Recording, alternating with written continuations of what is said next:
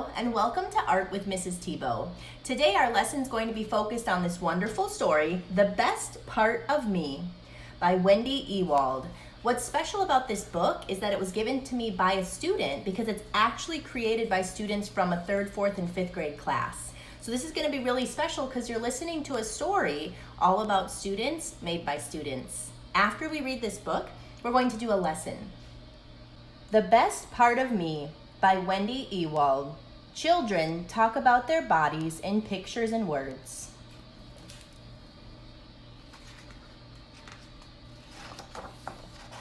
The Best Part of Me. Children talk about their bodies in pictures and words by Miss Lord's 3rd, 4th, and 5th grade class. Photographs by Wendy Ewald.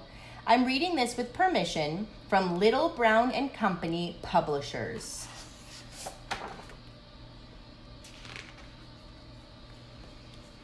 My eyes are brown and black, big and round. I see lots of colors around. I see me, I see you. I like my eyes. I should not be surprised. I see your eyes. I see my eyes. I know my eyes can see within me. Without eyes, you couldn't see. Not one tree you couldn't see. Not one eye you couldn't buy.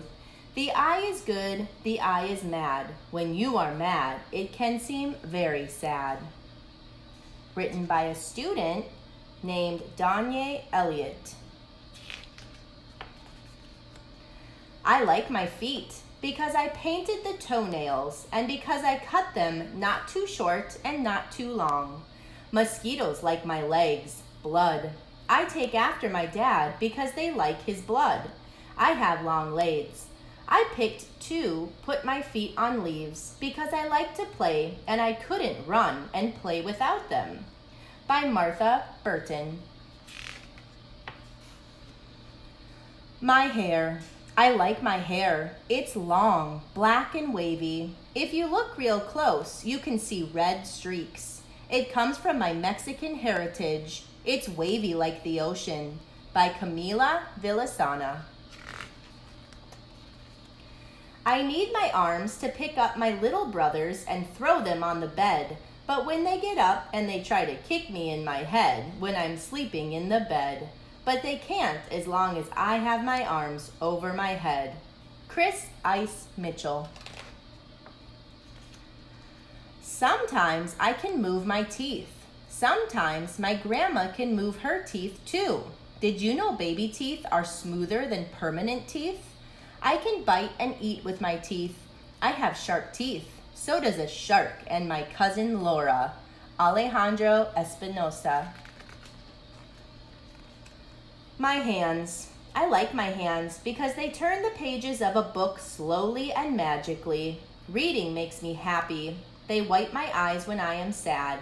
They threaten the things that make me mad. They pull the covers over my head when I am scared. They feel my forehead when I am sick. They write what I am writing now. They touch the precious earth and ground. They dance, they act. They're slender and unique. They're mine, that's all. Slender and unique. Colette Cosner. My hands. By Tramika Davis. Oh, my hands, my old wrinkled hands. Can't you see the triangles in both of them?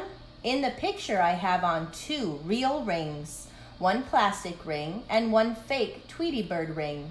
I have no ring on my thumb. My hands are big. I stay strong. I lift some things that are heavy. Maybe that's why they're big and ugly. The reason why my nails aren't long is because I bite them off. I write with my right hand, but if write with my left, it looks sloppy. See, the reason why I choose my hands is because I like them, even if they're big and ugly. My elbow.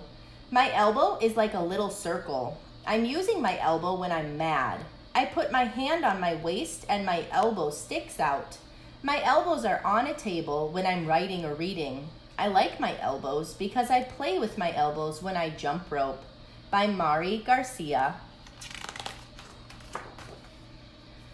Chest, chest, you're the best. I like to rest on you, oh yes. I wake up, I depend on you to protect my body too. Chest, chest, you're the best. You're a big success. You might be the best in the West. Chest, chest, you're the best. By Tim McCoy. The Knee Poem. A scar, the scar is a circle. Some designs like lines and stripes. Long legs. Summertime, taken in the summertime. Background is the grass. Hard legs, legs are hard. My sweater's under my legs. I can jump good with these knees. These knees are Hispanic. By Laura Molina.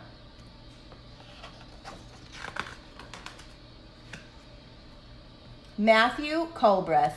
The reason I took a picture of my face is because my mom says that I look like her. Because my mom thinks that I have nice eyes. Sometimes I like to squint my eyes when I am in the sun. My eyes are light blue as my mom's are blue too. My hair is the same as my mom's, dad's, and my brother's. My back. I picked my back because if I didn't have my back, then I couldn't move because everything counts on my back. And I put hair in the picture because I like my hair. I can put barrettes in my hair and I can braid it. My mom braids my hair a lot. She says I am her little Barbie. My hair is longer than my short sleeve shirt. By Beverly Benton. My Wonderful Legs by Andrew Legge. Legs, legs, you carry me a long way. You hold me up when I'm out to play. Legs, legs, you're so strong, so that I'm able to run very long. You get very tired when I rollerblade, but you still go on. That's how strong you are made. You don't get hurt very easily. I just hate when people call you messy. My neck. I love my neck. My neck holds the beautiful necklaces that I wear. I love my neck because it is not too big or not too small. It is just right for me. I love my neck for all the things it can do. It connects to my lovely face and to my strong body. It holds my head. I like my neck, but that is why it is the best part of me. By Lydia Johnson. All mine. When I pray, my hands overlap. In the sun they shine. The colors of my hand is toasty brown. These beautiful things are mine. By Nada Hussain. The end. Like I shared before, I really like this book because it's special to me because a student gave it to me. A student just like you helped create this book. I think it's really amazing how these students recognize parts of their body that are special to them. We're all made the way we are for a special reason, and we should celebrate that. With this book, I thought it was a great opportunity for me to teach a self-portrait lesson. A self-portrait means it's a drawing of yourself, of course, and that can be really difficult. So I'm going to have a lot of helpful tips as we draw our self-portraits together. For this lesson, you will need paper, pencil, and any coloring materials that you would like to use, like markers, crayons, or colored pencils. I also have a mirror to help me see myself. All right, now as I shared before, a self-portrait can be kind of challenging. We don't want to overthink this, just kind of go for it, give it a try. I always say we don't do perfect in art. This could be kind of a practice and you could keep trying this and get better and better at a self-portrait. The lesson I'm going to teach right now, if it's a little tricky for you, make it easier. Skip some of the steps or make them your own. Don't feel like you have to make yours like mine. In fact, it shouldn't be like mine because you look very different than I look, right? All right, let's start with our steps. Step one is I'm going to draw the basic shape of my head. I'm looking in the mirror and seeing that I have an oval face. Look in your mirror too at your face. And I have kind of a pointier chin that gets thinner at the bottom. Now I want you to pause the video anytime you need so that you can keep up and draw at your own pace. Now that I've drawn the shape of my face, I'm going to draw what's called an axis. An axis is very soft. I'm barely touching my paper because later I'm going to erase this. Now I'm drawing kind of darker because I need you to be able to see it. It's basically the letter T, and this tells me that my eyes will go on this line, and this is the center of my face, so I can keep things pretty symmetrical, which means same on both sides. Now that I have my axis, I'm going to start with my eyes. Now I'm looking in my mirror at the shape, and another tip that I tell my students is I go in and I mark where my eyes will go before I start. Now looking at the shape, I see kind of a football shape or an almond shape. Make sure you're looking in your mirror because your shape might be different. It's hard to make both of these eyes the same, and you'll see even mine aren't perfect, so don't worry if they're not perfect. Now that I've drawn that shape, I'm gonna look at my eyelid. I can see a crease on top of my eye. Look in your mirror at your face for your crease. I also need to add what's called the iris. The iris is that larger circle that shows the color of your eyes. Now notice I didn't show the whole circle, and that's because my eyelid is covering part of it. After I draw the iris, I add the pupil. That's that black dot in the middle. Now again, pause the video anytime you need so that you can draw at your own pace. I'm gonna do the same thing on my other eye. And again, I'm not perfect. They're not gonna look exactly the same, just like yours might not, and that's okay. All right, now that my eyes are complete, I'm gonna add my eyebrows. The eyebrows typically start right over this part of the eye, and they're made of hair, so I'm doing a hair texture. Now my shape goes up, and then it goes back down, and it gets thinner at the end. Really look in your mirror at the shape of your eyebrows. Don't just copy mine unless you're using this kind of as an activity just to practice. But see if you can really look and observe your face and what you look like. Now I'm gonna pause again and remind you, you might be getting frustrated. This might be really hard. It is for most of my students, and guess what? It was really hard for me when I was your age. I want you to remember that you are just trying. In art, we don't do perfect, we try our best, and we are constantly growing with every try that we make. All right, now that we had our pep talk, let's carry on. We're gonna move down to the nose. Now, noses are very difficult, and I have a great little trick I'm gonna show you today. I'm going to draw first this little bump, which is the tip of my nose. Then I'm going to add my nostrils with a little oval and a little oval. Now, right now it looks kind of silly, but I always say, wrap the skin around the nostril. Pretty cool trick for a nose, right? Go ahead and rewind it if you kind of missed some of those steps. If you want, you can add parts of your bridge. The bridge is the part that goes up to meet your eyes. And I have a little bump like this on my nose. All right, continuing down to the mouth. When I draw my mouth, I like to draw the line first where my two lips touch. Now you might be smiling, you might just have a simple kind of still face, it's up to you. I am having just a little smile, which is why it's curved. I'm looking in my mirror to draw my top lip and my bottom lip. Wow, it's starting to kind of look like a face, right?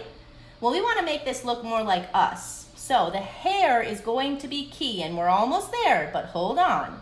Let's get our neck added. If you have room, add those shoulders going off the edge of your paper. I'm gonna put a neckline like I'm wearing a shirt. All right, now we're to that great time of ears, hair, and all of those important details that make you who you are. For my ears, a tip is that this axis line that came right out of our eye, this is where your ear will start. The bottom of your ear will end at the bottom of your nose. Now, a shape of an ear, look in your mirror, because we're all different, of course. but mine is a little bit like this. And then a little trick I have for the details. There's so many creases and shadows. I like to put that curve and a little bump right here. Now I have earrings, so I added that in. And I try my best to draw the same ear on the other side. Guess what? It's not going to be exactly the same because I'm not perfect, but I'm just trying. I'm going up and back down, adding that crease and a little bump right here. Now again, I have earrings, so I'm adding those in. If you have earrings, go for it too. All right, so here's where it really comes to life. When we add our hair, it's such an important characteristic that this will start to really transform into looking like who you are. What I'm gonna start with is looking at my hairline. So if this is the top of my head, my hairline is the line that shows where my hair is touching my forehead. So my hairline kind of looks like this. My hair is pulled back in a ponytail, up in a bun on the top of my head. So mine might look different than yours, but take a look at where your hair touches your forehead. It almost always comes from your ears too to start with. All right, now I'm looking in my mirror and I see that I have a bun on the top of my head, kind of showing that texture of hair. All right, now I also see that my hair is being pulled back tight. So I'm going in and I'm showing the direction of those hairs being pulled back tight. You might have curly hair, you might have short hair, long hair. Show that texture and what those hair pieces are doing. I have a lot of curves and hair going all over the place in my messy bun on the top of my head. And I have a couple of loosey hairs that are kind of flying all over. And these are what give me character. This is what makes me Mrs. Thibault. All right, so we're getting pretty close here. The very last step of what we want to do is think about all those final details. Do you have glasses? Do you have freckles, dimples? Do you have beads in your hair? Those are the things that make you the special person you are. So we're gonna pause the video right now and you're gonna finish up all those final little details to get this to look more and more like you. And remember, we don't do perfect, we do process.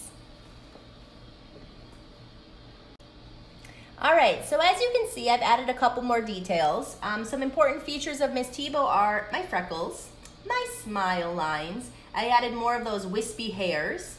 I added eyelashes. And I also added the straps of my apron because I'm always wearing my art apron in my shows. Take a moment and add any other details that you might be missing now that you've seen this.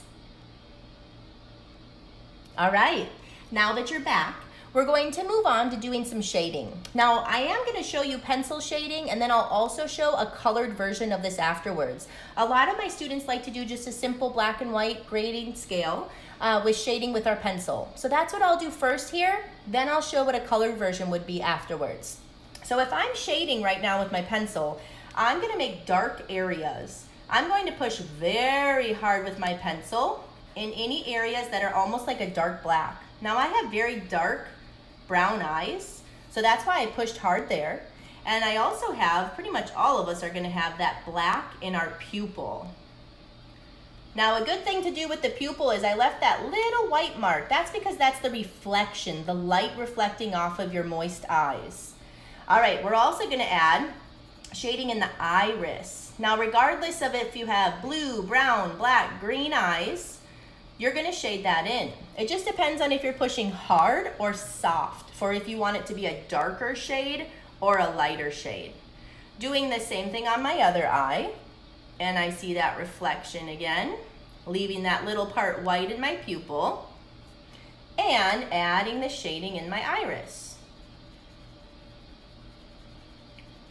Pause the video anytime you need. All right, now, and look, I don't see too much of my reflection, so I'm going back in with my eraser because Miss Thibault has to make changes all the time too to improve her work, just like you are. All right, now that my two eyes are shaded, I'm looking for other areas that need to be shaded. In my nose, it's a dark shadow at the top of my nostrils. And then I'm going to start to push softer as I come down. Another good place for shading is going to be your lips. When you're shading your lips, you can look at some of the textures. We have these kind of stripe textures. Everybody's lips are different. Look in your mirror. And now I'm simply shading them in gray. I notice that lips get darker when they touch here in the middle because there's a shadow. So I'm pushing harder on that part and shading the rest of my lips.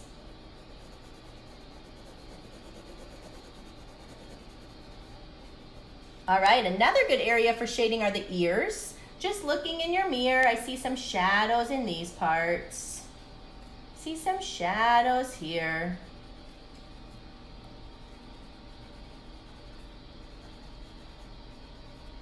All right, and then finally, you'll want to do some shading on your hair. Again, depending on if you have darker or lighter hair, you will have some areas that look a little bit darker from shadows. So I'm going to go in and just kind of emphasize. I'm going to make it darker in general just by coloring it gray because I have darker brown hair. But I might have some areas that are even darker with shadows. So for example, right here underneath my bun, it's a little darker. Within my bun, I've got these dark shadow areas, and then I have lighter areas. Getting that value in there just kind of brings it more to life.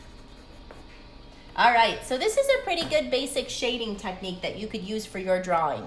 Now, again, I'm also going to show it finished colored. I am going to simply use crayons to color this. And you'll get the idea as I'm working on it, how you're going to push harder and softer. All right, one of the first things we're going to want to do is erase the axis. Now, whether you're done or not, if this is just a pencil shading drawing and it's done, you still want to erase this axis because, of course, we don't want a T down the middle of our face.